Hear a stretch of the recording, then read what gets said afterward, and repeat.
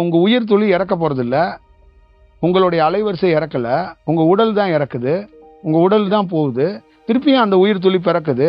அது மீண்டும் என்ன பண்ணுதுன்னா தன்னை அதுக்குள்ளேருந்து சிக்காமல் அதை நேச்சராக அது மாறும்போது அது இறப்புலேருந்து விடுபடுது. அப்போ அதை சரி செய்யறதுக்கு ஒரு வாய்ப்பு அதுக்கு கிடைக்கப்படும் போது அது இறப்புலேருந்து அது விடுபட்டதாக ஆகுது.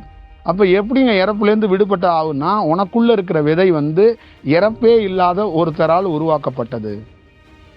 ஏன் உடல் அழியுது, உன் உயிர் ஏன் சாகலை அப்படின்னா, உன் உயிர் உருவானது இறக்கவே இல்லாத ஒருத்தருக்கான சாகாத ஒருத்தனால் உருவாக்கப்பட்டது.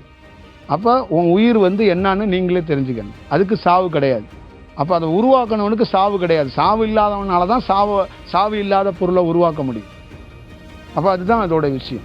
அதான் அதோடைய நேச்சரில் இருக்கிற முக்கியமான விஷயமா இருக்குது. அப்போ ஒரு மனிதரை நோக்கி ஒரு ஞானம் அடைந்த ஞானியோ நேச்சரில் மாறினவனே ஏன் வர்றான் அப்படின்னா, அங்கே இருக்கிற உயிர் துளி அவனுக்கு ரிலேட்டடான விஷயம், இந்த நேச்சர்லேருந்து வந்தது.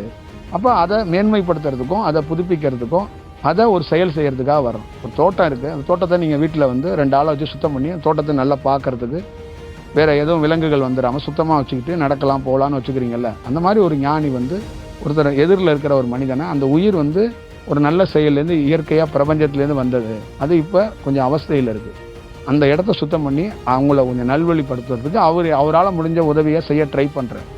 அவரால் எவ்வளவு பண்ண முடியுமோ பார்க்க முடியுமோ அதை பார்க்குறாரு. அவருக்கான கால சூழல்கள் அது ஒத்துழைக்காத பட்சத்தில் அவர் முடிஞ்ச அளவுக்கு பண்ணிவிட்டு அவர் அதுலேருந்து விடுபட்டுக்கிறார்.